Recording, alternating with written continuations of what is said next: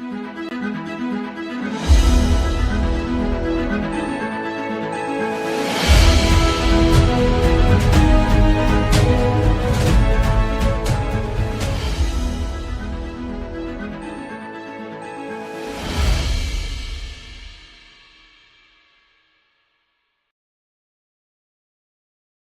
to GPS. My name is Eugene Ochieng, and of course we are going live on The Insight as we get to delve deeply into stories that concern you. And today we are looking at the state of the nation, various issues that of course are concerning you. And we don't do this alone. We invite various stakeholders, we invite various thought leaders to give us the thoughts. And of course, through their insights, we get to understand and even make better decisions. All these deliberate conversations is meant for you.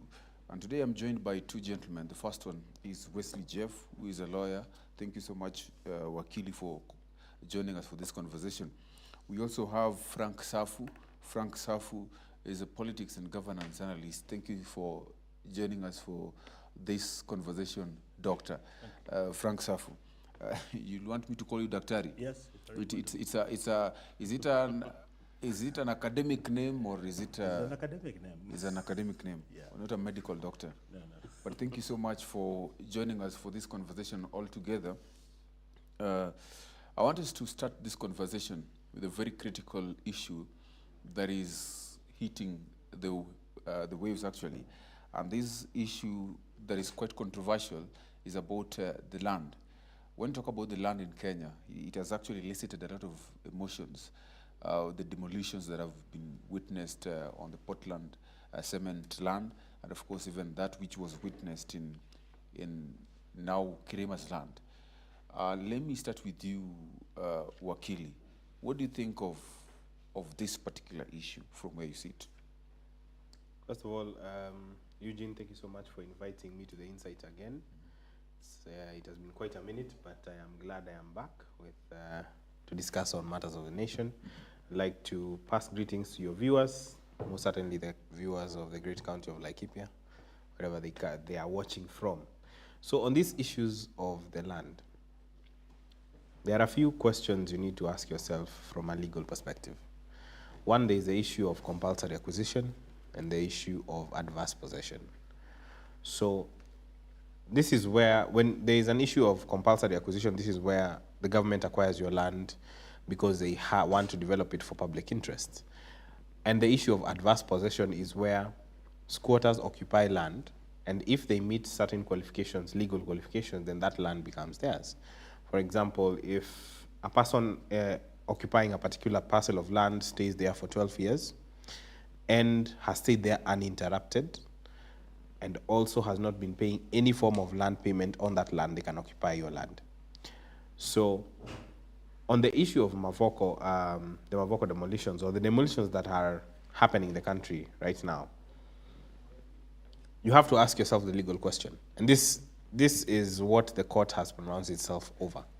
Because as much as we want to think on a human rights level, we also must protect people's right to own property and to own land as they should in this country.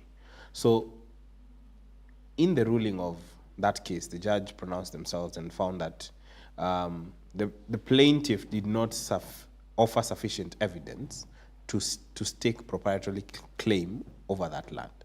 So Mavoko, the defendants, ended up being the rightful owner.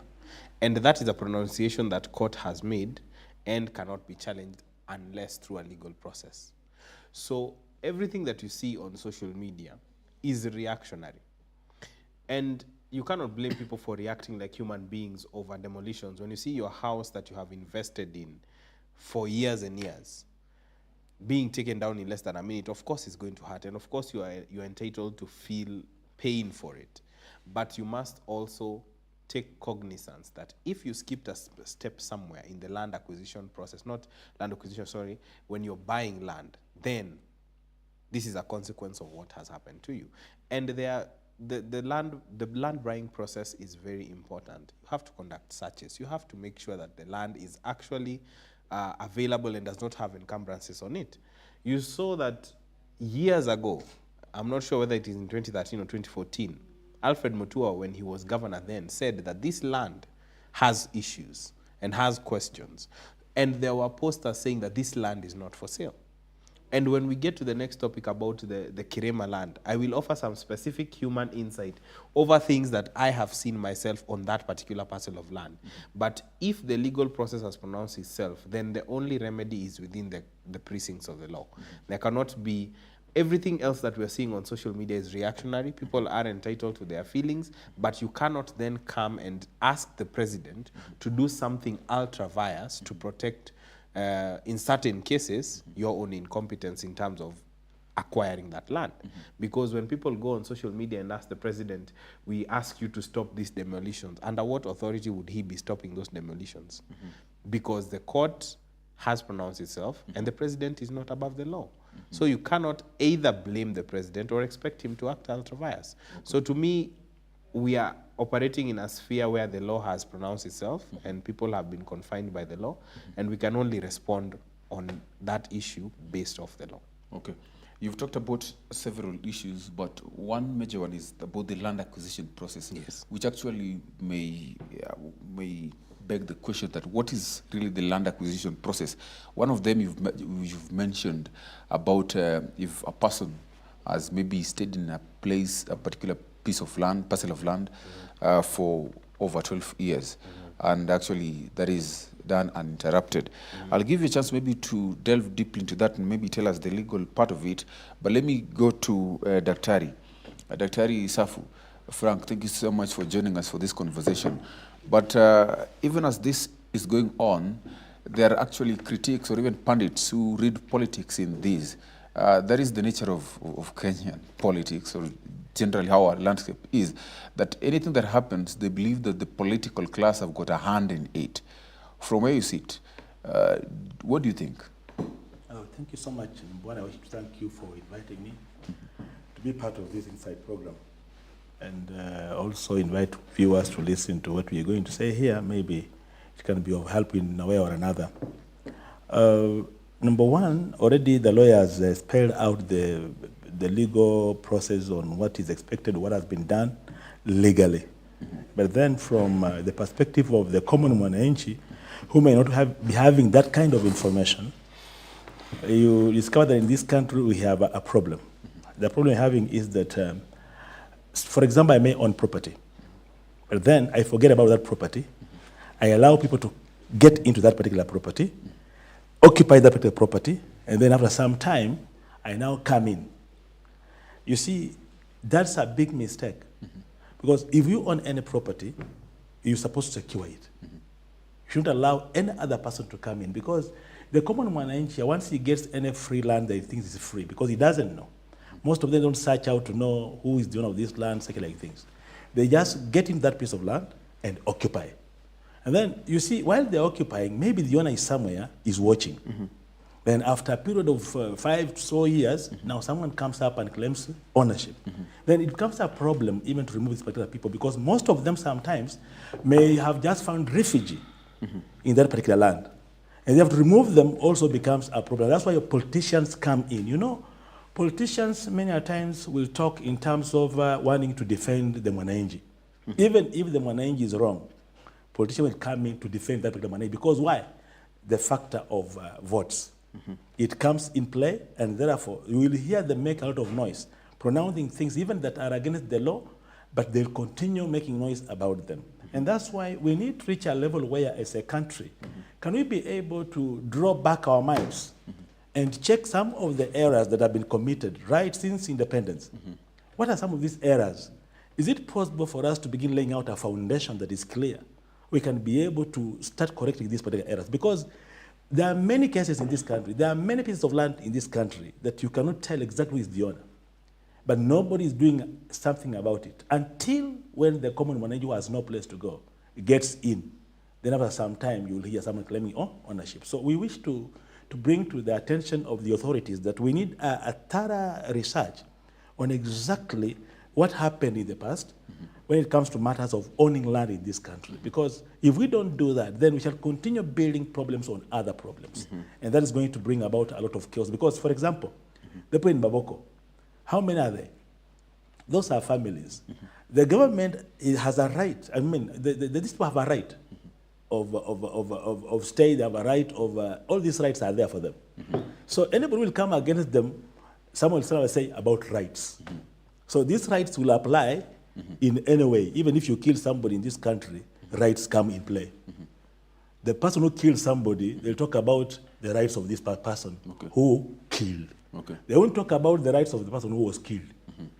But they want to defend a person who has done wrongs in the name of right. So we need also to look at our constitution and maybe do some possible amendments so that we have very clear pathways.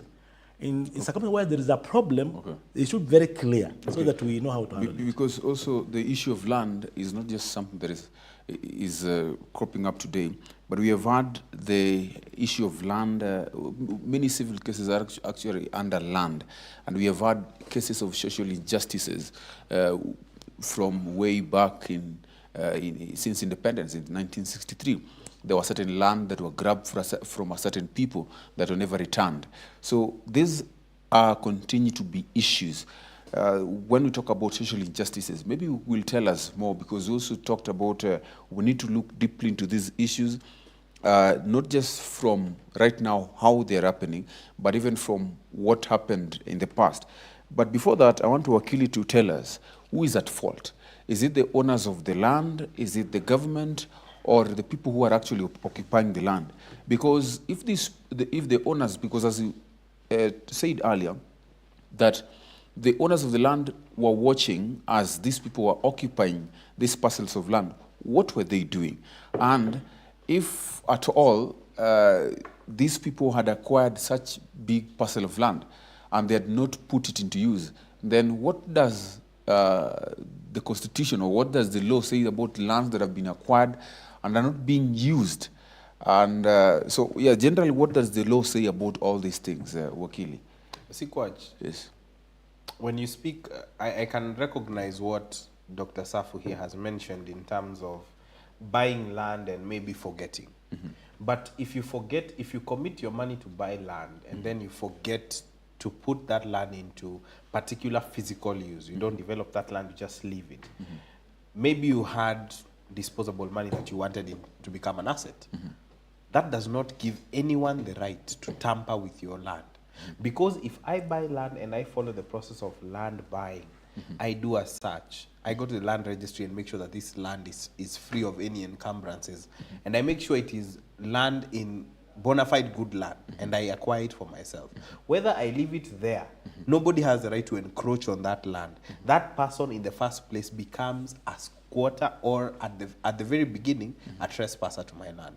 Now, there are many situations that people find themselves that they have left their land unoccupied or undeveloped. Maybe I bought land somewhere in, for example, somewhere in Machakos County, and I traveled abroad. I've been living abroad, I have a family there, but that does not mean I have relinquished my interest in my land that I bought. Now, to your question, who is at fault? To establish who is at fault, you must, first of all, establish whether processes were followed by any of the parties above. One, the court is just a mediator or an arbiter in this situation, so the court is definitely not at fault. Is the government at fault? No, the government is not at fault, because the government is only a big brother to all of us. We cede our power to the government. So now the government okaying or protecting a court order that has been issued to demolish land, you cannot then come and say that the government is responsible. The question now lies between the owner of the land and the encroacher of the land. Who is protected by the law? Now, the owner of the land, you have to ask yourself, has 12 years elapsed since? So that even you can claim the defense of adverse possession. Have you lived there for 12 years? And let me tell you, Kwach, that law or that passage of the law is quite very unique, because it requires for you to stay in that particular parcel of land 12 years uninterrupted. Which means for 12 years I must have either been blind or not aware completely that you are there. And adding on to that, you must not have paid me even a single shilling to occupy that land. So if, Kwach, I tell you today, I want you to be paying me just 1,000 every year, you cannot claim that land on adverse possession when I want it back. So you have to have lived there for continuously for 12 years. You must have been uninterrupted and not being paid not been paying any kind of land rates on it to me. Because if you do, then the defense of adverse possession eludes you. So now, if these thresholds were not satisfied, then, and the court pronounces itself that the rightful owner of the land is indeed the company, then the company has every right, it has proprietary rights to do so. And you heard the majority leader say as much in parliament. He said that as much as we want to recognize the pain of people, we also have to protect other people who are property owners. And he quoted the issue of Uhuru, which is a non-issue to this particular case, but he quoted, if we can protect the former president of this country against the encroachment of his land, what stops us from protecting a company that has rightfully been declared as the rightful owner? So again, this is a question of just where the law is leaning. Because let me tell you, Kwach, some of these deals, and I know as we discuss, we'll get to Kirema land. Some of these issues are dubious Nairobi deals. This is something I have seen myself, as I have lived in that particular place where Kirema's land was. Actually, elaborate a bit about it, the Kirema's land, even before we get to Daktari. Yes. Thank you, Kwach, for allowing me to do that as I make my point. I was an occupant of Njiru, which Njiru is in Kasarani constituency, bordering Embakasi East. And throughout that land, that time I was staying there, there was always a cloud of uncertainty to where people had put up housing. Because if you go to Njiru, it was a very developing area. Like people were putting up personal houses, bungalows, people were putting out mansions. There was quite a lot going on in terms of investment. And one of the reasons that was true was because the land was very affordable. At the beginning, when this place was undeveloped, those parcels of land were going for less than 50,000, a particular portion of land, enough to build the house, 50,000. Some as low as even 30,000. And if you go there, even the residents of Njiru know that those parcels of land are called in Sheng Zamradi, which means you have cut corners here and there. They call it Zauradi ama Zaujanja, where people, you buy land. Dr. Safu here will go there and buy land worth 30,000 and come and call me, Wesley, you are missing out. Come, let's buy land. I say, I have 100,000. Let me get 3 portions. Now, later, everybody knows that land was Kirema's land in that area. And I'm not speaking this from a point, I'm speaking from a point of a previous occupant of Njiru. They know. So when the first ever question of demolition ever came. Now, the demolition came, there is a river that separates Njiru. It came on the other side. Now, people started getting aware this land might actually have questions. And we saw the MP for Embakasi East curiously come out and say that his members are owners of that land. And somewhere, he mentioned the issue of adverse possession. Because the Kirema land has been under dispute so long, even some of those, because Kirema is now gone. Right? It is his family that is now succeeding him or is surviving him. They are the ones fighting over his estate. So now, the question of his land, so that they can actually sort out their own family issues, they need to know the occupancy of this land and the ownership of this land. So court has to sort out that first and then sort out their own family disputes. So I am telling you as a point of fact, as a former resident, that sometimes people do know that these lands are questionable. They don't do searches, but you are told, hii ni ya uradi, kuja ugawiwe yako, ununue yako ujenge. Now the issue is coming to meet you 10 years after you bought your land. Because 10 years ago, Kwach, that was 2013, when Uhuru was coming into his first term in presidency. Okay. In 2023 is when it is getting you. What is to stop you from actually being told now move? Okay, let me get to you, Dr. Isafu, even as we wind up on this issue, but it's quite critical from what you've heard him saying, and even from previous issues on land that actually have bedeviled so many people, and particularly those even coming from the coast. Yes, we're talking about these 2 parcels of land when we talk about evictions and what, but we have had other sections of Kenyans who are actually crying on the parcels of land being taken away from them and so on and so forth. On these particular issues, what do you think has been what has actually even happened? Has the government done anything that can actually, or do you think that we are heading somewhere when you receive these evictions to take back the land to the rightful owners? Are we heading somewhere? Or Thank you. I tend to think that where we have reached as a country, we need, as I said earlier on, to look at a few laws that govern land in this country. Because most of the laws we are using were developed by colonialists. And the same laws we are applying up today. For instance, in this country, people own land. You wonder, one person is owning more than even 10,000 acres of land. And this land is idle. So that means that for us to head somewhere, we require that we come up with policies that can govern this kind of land. This land that is idle, what can it be used for? Or what should the owner do with this particular land that he's owning? Because when you keep land that is so idle for a long time, and there are other people who don't have land at all, definitely they'll try looking for ways to find refuge in that same land. So then we require that the legislation is done for us to develop laws that can tell us, for example, if you are owning 10,000 of acres, how are you supposed to utilize it? Number two, what are you supposed to do if you keep your land idle? Okay? So that when that happens, it will prompt the owners of the land to move in and put that land to use. So the issue of buying land and leaving it there idle will not be there. Because you leave it idle, definitely, you expect intruders to come in. Can I respond to Daktari? Yes. No. Okay. You see, Daktari, I think there must be a balance between public interest and private interest.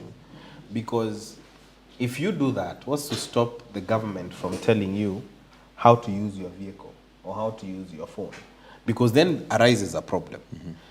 If I buy 1,000 acres, I clearly have the means to buy 1,000 acres.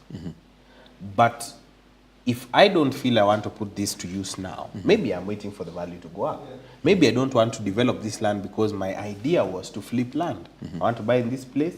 Tomorrow they will build a mall next to it. It will double in value. I will offload the land and go.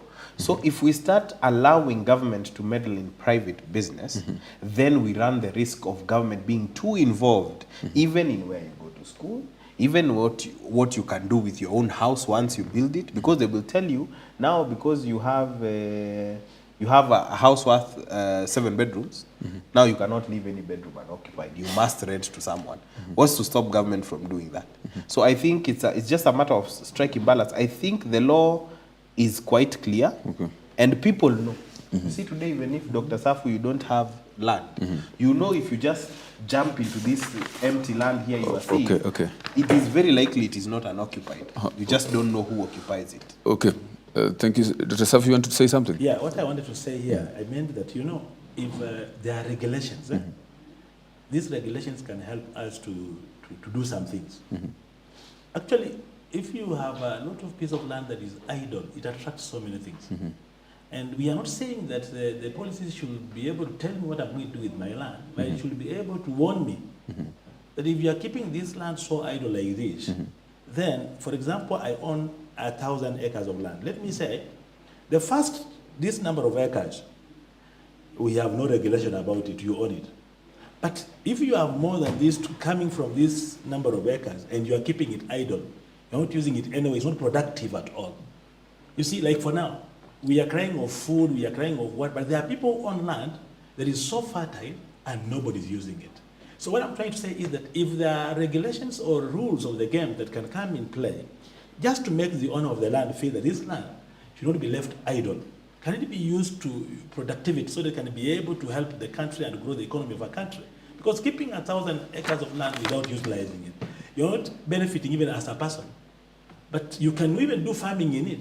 Let's say if you do farming, you know, it will be productive to you even as a person who bought it. So what we are saying is, let us have a limitation. For example, if you have 1,000, 100 acres, we have no business with it. But anything above that, we have to regulate and tell you, if you are keeping it idle, then you'll pay this kind of rates, which is like a penalty that can make you as a person to put that land to use. That's what we are trying to say. Okay. Yeah. Thank you so much. We're taking a very quick short break, but again, we'll be right back with a lot more, even as we continue to give insights on these very critical issues. Please stay with us. Thank you.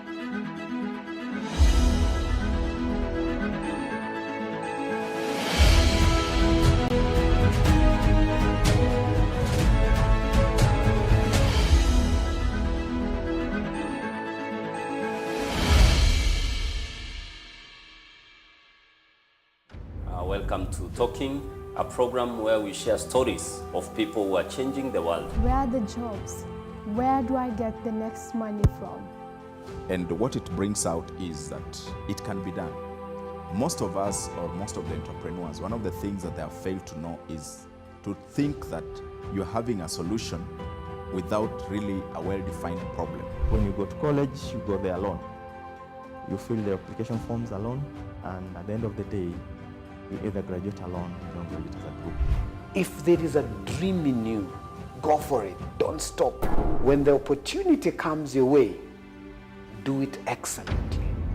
Behind every successful person, there is a mindset that propels them to live that successful life. And at Talking, we want to bring those people closer to you so that you can be able to listen to their stories of perseverance, their stories of overcoming limitations and also challenges, with the keywords of happiness and also challenge.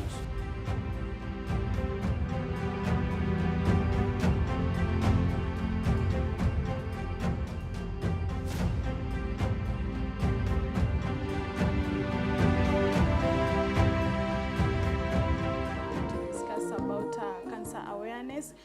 In the year 2020, during Corona time, that is when I received this.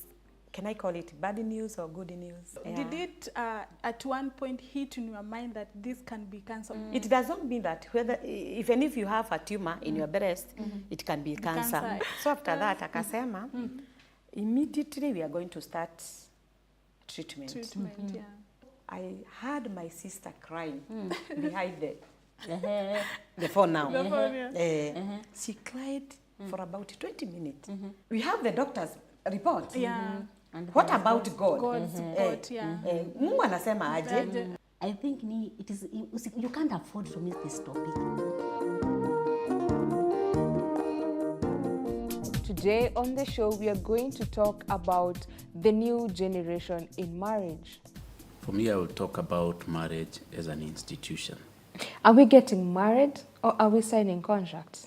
Once you leave, you can agree in many things.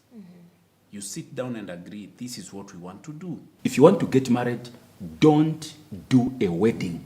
Isn't that one way of showing how much you love me? It is God who will give you the best husband.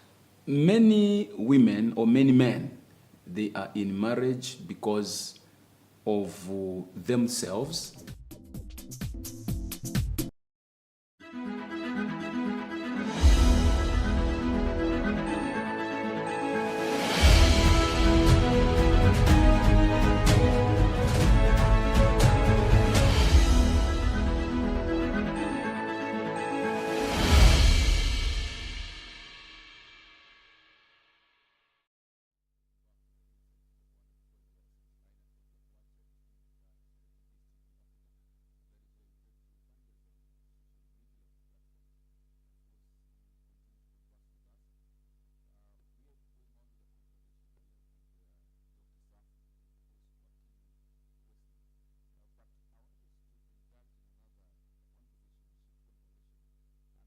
Jubilee Party. It's about politics, a bit of politics.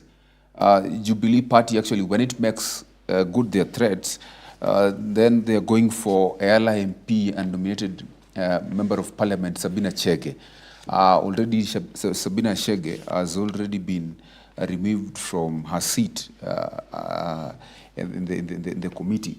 I don't know what you read from this even going forward, because we've had conversations around the rebel members of parliament in ODM, in Jubilee, and all those who are joining the government. But now we're seeing quite, there's something that is actually happening. And like now what we are experiencing, is it because of the bipartisan talks, or what is happening? Let me start with you, Daktari.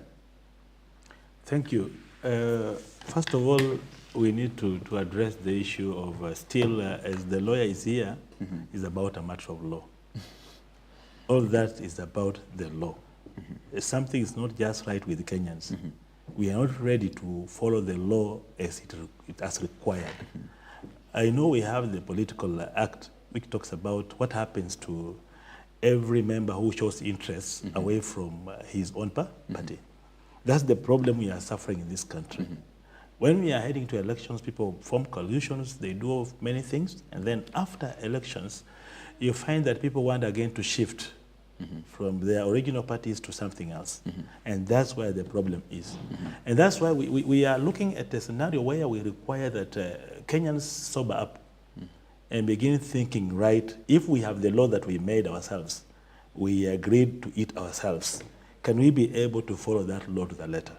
Because that's where the problem is. Sabina Chege, after elections, she felt like she has got to move interests towards another direction. And that's not what the Political Act says.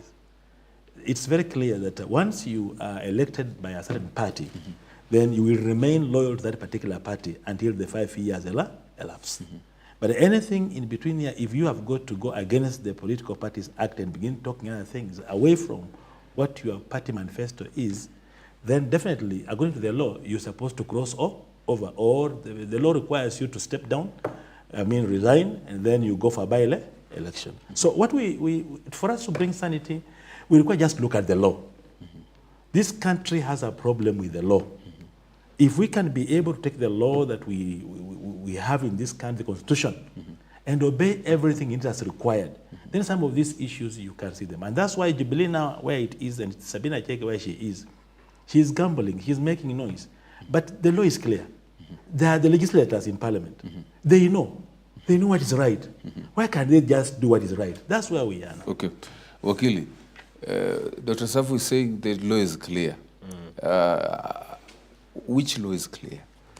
The law is clear. This is the law on political parties. And it does state, as Dr. has mentioned, he has mentioned that if you are of a particular party / coalition, then you ought to remain within the ideals and beliefs and agenda of that coalition. Now, this being the case, it also requires you that if you do change your mind, as you are allowed to within democracy, you seek fresh mandate. You cross over and you seek fresh mandate. Now, this one is a particularly complicated issue because ever since the inception of this parliament, there has been confusion ever since. And the confusion first was the issue of the majority side. You remember how long that took to decipher, how much court process was involved so that the speaker now comes and rules on it. So there has been confusion. Now, as a result of that, some members did feel like they don't want to be part of some coalitions, which signaled or occasioned the moving of some members to align with government of the day. Now, technically, Sabina Chege seems to have moved across sides, but she also says she's still a member of Jubilee. Now, the thing that makes this whole thing very complicated is because Jubilee is just one big confused party. Because you're telling me that in an NEC that apparently made Sabina Chege the party leader of Jubilee, and the NEC that also made Kanini Kega the SG, now these same individuals have now been ousted in Parliament as deputy minority leader by the help of some Jubilee members, because the member that replaced Sabina Chege as deputy minority whip was Mark Mwenje. So what is what and what is where in Jubilee? Because if she was the party leader, she ought to marshal numbers to keep her position or her agenda in line. But now she's being ousted by the very member she purported to oust herself. So it becomes confusing to understand what lies where with the Jubilee Party, because now you hear even with Uhuru Kenyatta himself, former president, that it was him who okayed this decision and said what?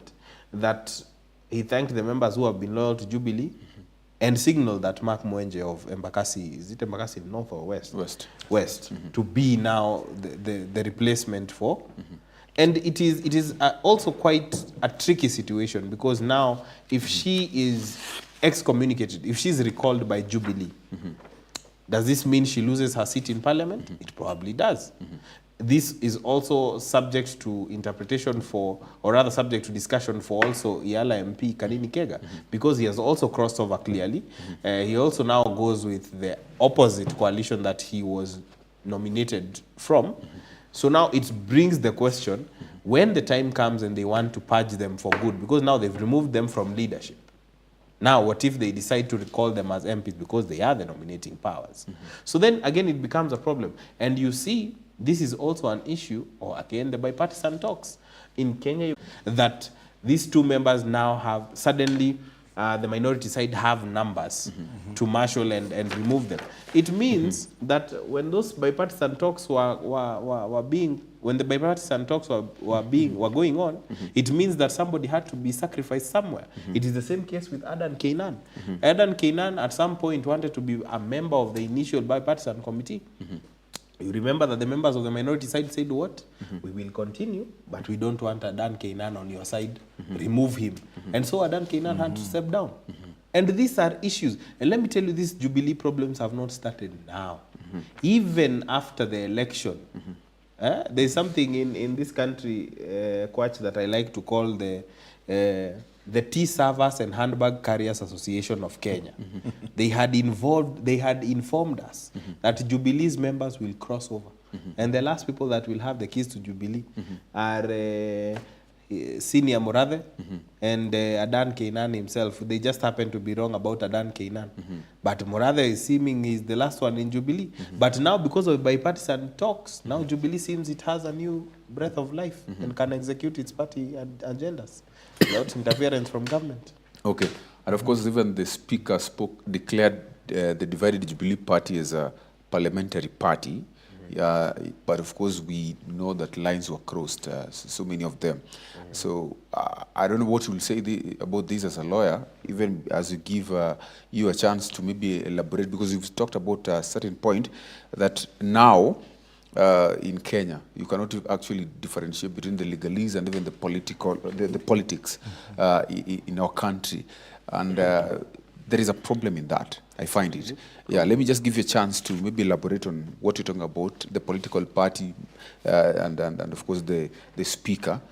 Yes. You see, Kwach, the speaker operates also within the law. The parliament is a house of order. And sometimes this order is compromised by, again, the political circumstance of the nation. Realignments will happen. Secret deals will be played here and there. These things are things that are common. But once the speaker gets a clear path of what the law is on a particular issue, he is bound by the law to do the correct thing. Okay. As much as it is discretionary, this time he had no option. There was no option for delay. There was no option to dilly-dally. He had to make the ruling. And he eventually made the ruling, which again, even to the ordinary Kenyan, the ruling is very clear. Okay. If you have crossed over, then the party does not owe you anything. Go to the side that you feel you want to represent.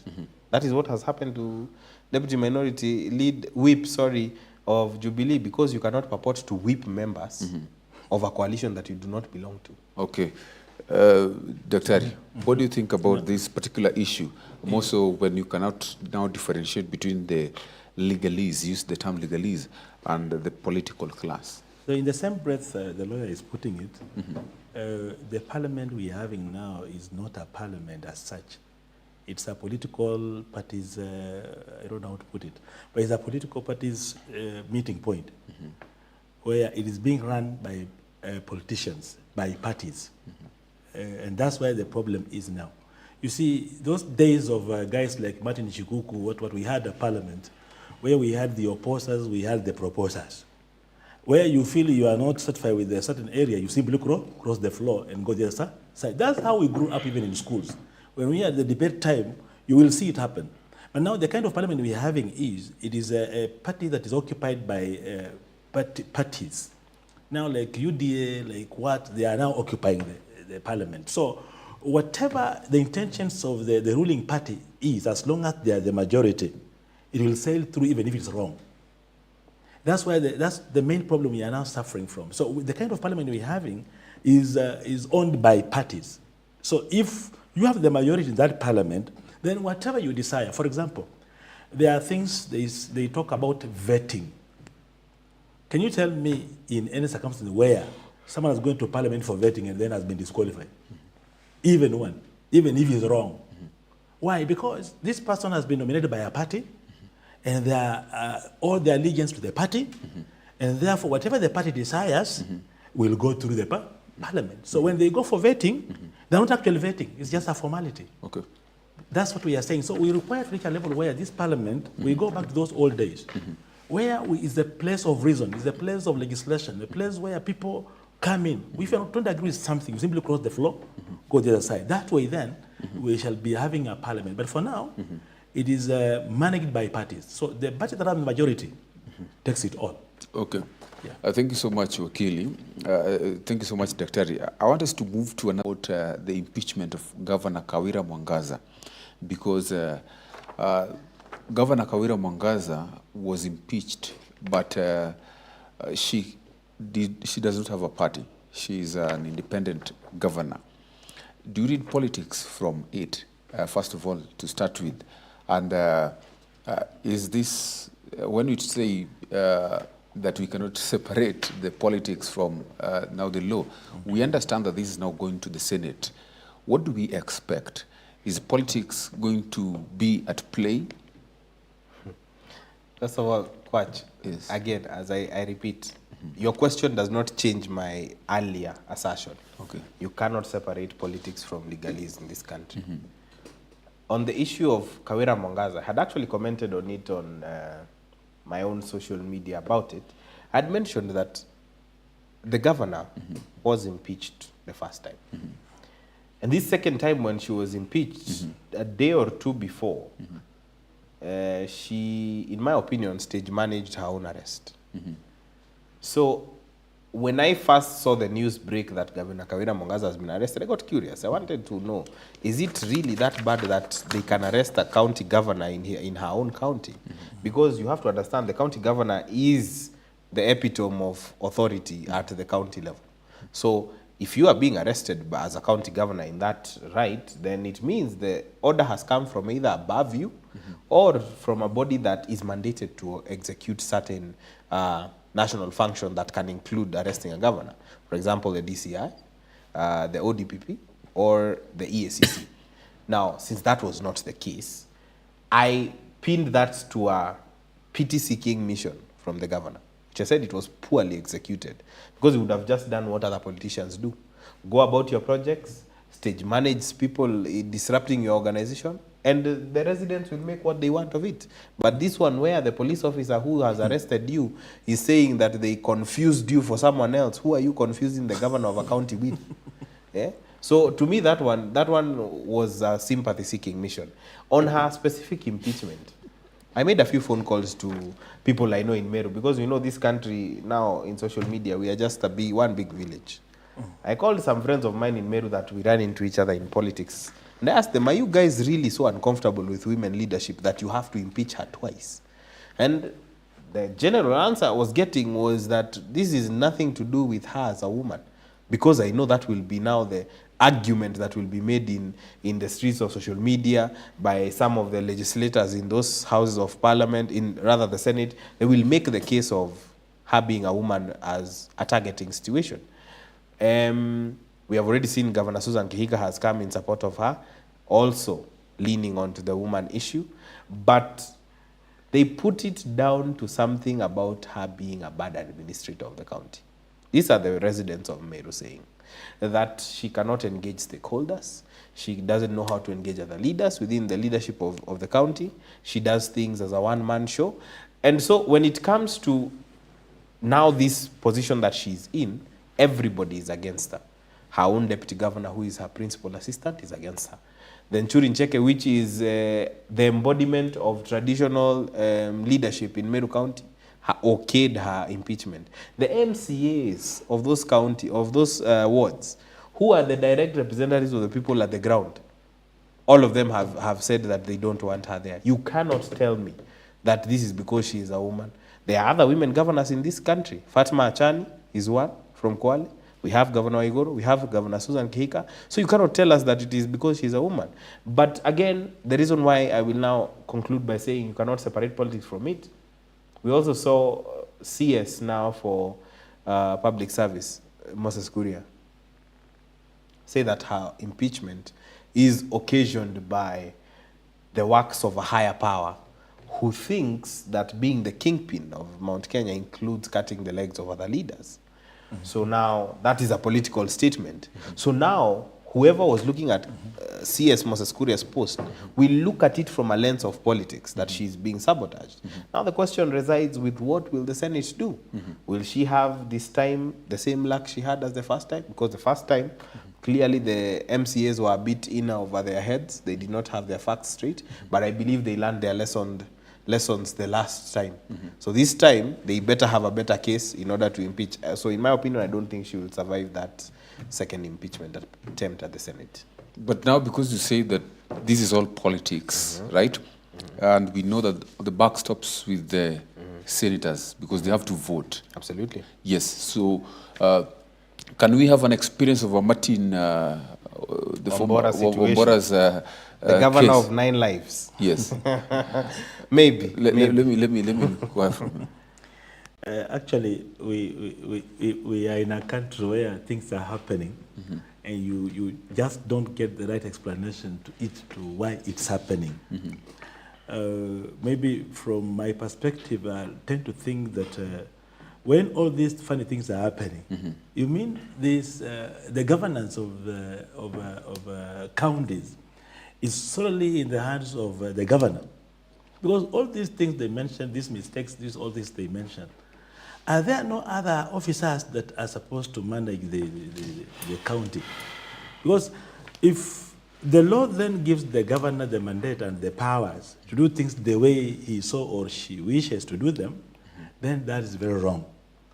Maybe we need also to further look at the kind of administrative laws that govern counties, because we are only doing, this is the 15th year, right?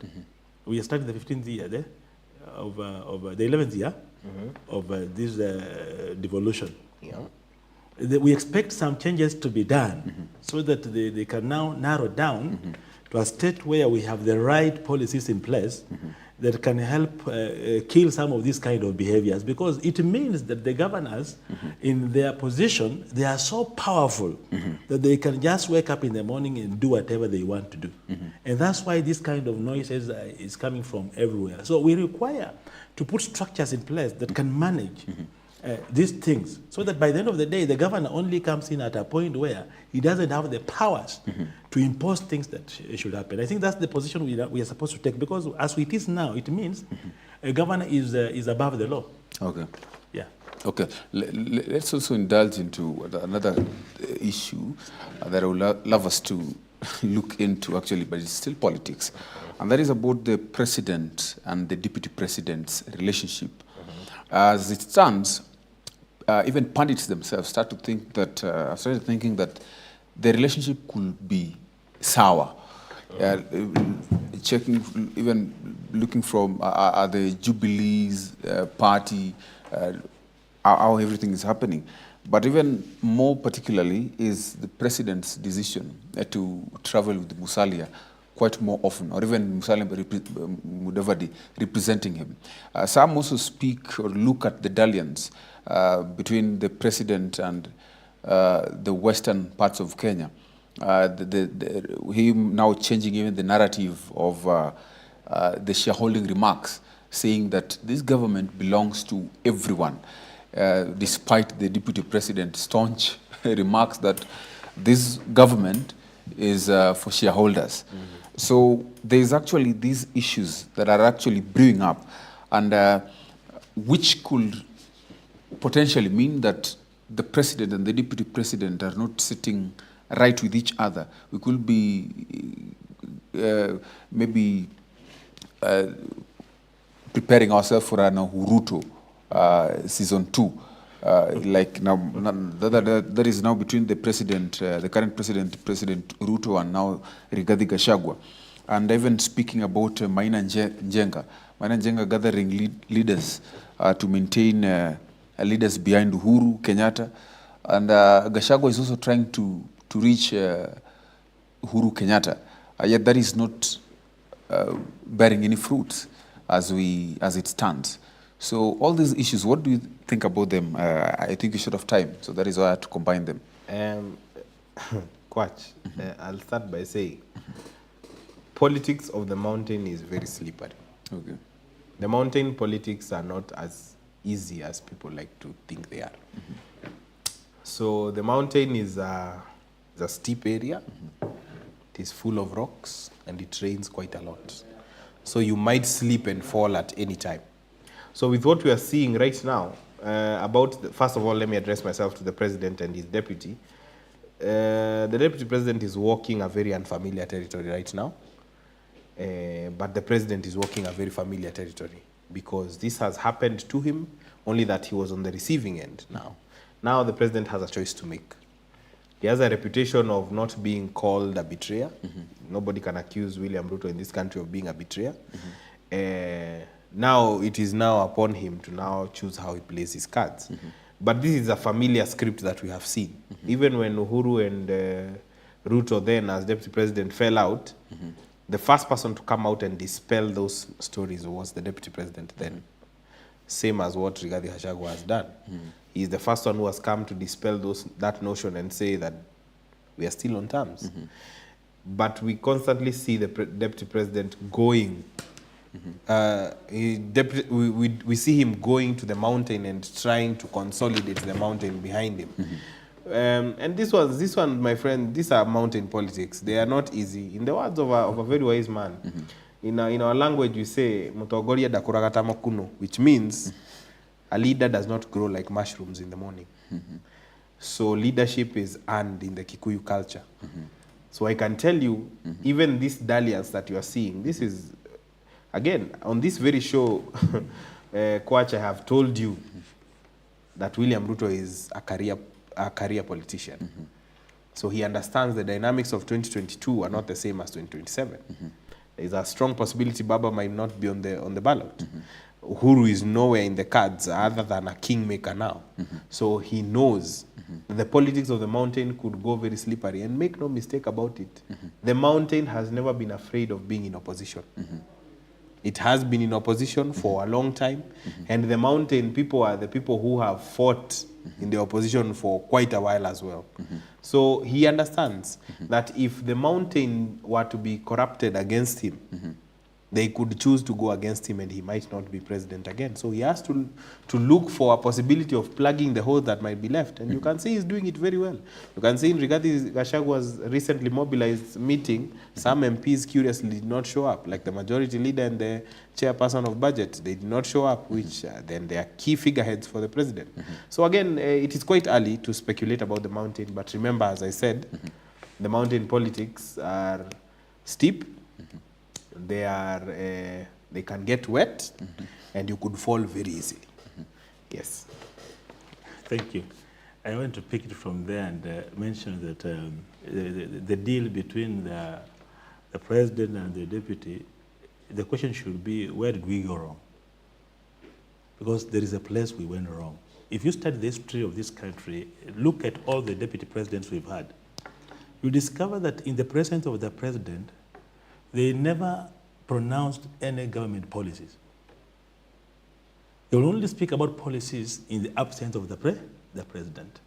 But somehow, somewhat, the current president, Dr. William Ruto, when he got into that position, and then I think it's because of the way the Constitution has put it, it brings the president and the runners, the Met, so close that it almost gives them almost equal powers. That this one can do this one can do this. And that's where the problem is as at now. Because you will discover that these days, a deputy president can speak for even 30 minutes in the presence of the president. Which in the previous years, if you look at people like Kalonzo, you look at all those, they will not speak where the president is. 1 minute, 2 minutes, they are done. But this time, you will hear the deputy articulating all the government policies. And then when the president stands up, he has almost nothing to say because the deputy has already done it. So I think we also need to look at the kind of relationship that we put in place when we were saying that the president should have a running mate besides. I think we should look for a correction to it because it's not a good one. The way they come in, they behave like we are equal partners in this, and therefore we are governing together. But that's not the law. The president is the governor. He's the one supposed to govern the country. The deputy only steps in under assignment when the president is not there. But as long as the president is there, the deputy remains silent until when he is not there. So we need to look at that, because where we are heading to, believe me you, President Ruto and Gachagua will not end together. Because number one, Gachagua is vocal. He doesn't have any control, he doesn't have any stop in what he speaks. He'll speak anything anyhowly. Sometimes he speaks in the presence of the president and speaks things. It becomes very hard for the president to correct. And that is causing a big problem, and therefore he is pushing him aside so that he can be able to maneuver his way to govern the country. Otherwise, with him besides him, they may not go very far, because they are all vocal. You know, remember, the president is a very smart guy, very smart upstairs. And as the lawyers mentioned here, that guy knows politics. Okay. He knows how to read times and seasons. Okay. So we need to rethink again. Okay. Yeah. Maybe your last remarks as we end the show. My last remarks are simple, and I'll end on that beat of Mount Kenya politics. At that now, Rigathi Gachagua is by seniority the most senior-most leader in our area, because he is the deputy president of the country. But leadership has been cultured over years. And in contrast to the deputy president, the reason why the former deputy president, now the president, was so powerful in his term was because he came with numbers in terms of the MPs that got voted in, courtesy of URP. But our current deputy president cannot enjoy the same rights or the same power. So it is going to be a different fight. It is the same script, only a different ring. And this time, that is why you are seeing him trying to mobilize numbers around him. And this is a very unfamiliar territory for him. But remember, as I said, the mountain politics are steep. There is rocks, gets wet, and you could fall anytime. Daktari, your last remarks. Thank you. I will wish to give my observation in terms of, as mentioned by the lawyer here, politics are almost running everything in this country. And many of the messages we are getting in is because of allowing the political class to take over everything that we are doing. Go in education sector, politics. Go in whichever sector, you'll find that they are being run and managed by politics. Or can we be able to reach a level where we are saying, politics are now over. We now want to bring in professionals to run the country, to manage the resources we are having, to give us direction. Because that's the problem we are suffering from as at now. Because politicians come in with the elections mood and they move on like that and they continue putting us the same mood. We need to label the country rests. And then the technicians take over the country to begin managing the country so that the country can take the right direction. As it is now, politics is doing everything. They are the ones who are coming with the policies, they are the ones who are coming with whatever it is, and yet they come with wrong policies. And therefore the country ends up in like today I had somebody mention, I read something I think today, that someone is talking about increasing the fees. What does that mean to a common man in the village? That's the question. Thank you so much, Dr. Safu, and of course, Wesley Jeff, for joining us for this candid conversation. Indeed, we are very grateful to our viewers who are also watching us. Before is our SMS line at GBS TV Africa, at Dr. Kwach. You also get to find us on various social media platforms. Well, thank you so much for watching, and get to join us every Friday from 7 to 8 p.m. as we get to indulge deeply into these conversations that enlighten and educate you. Thank you so much on behalf of everyone who has made this a success. I wish you a very good night. My name is Eugene Ochieng Kwach.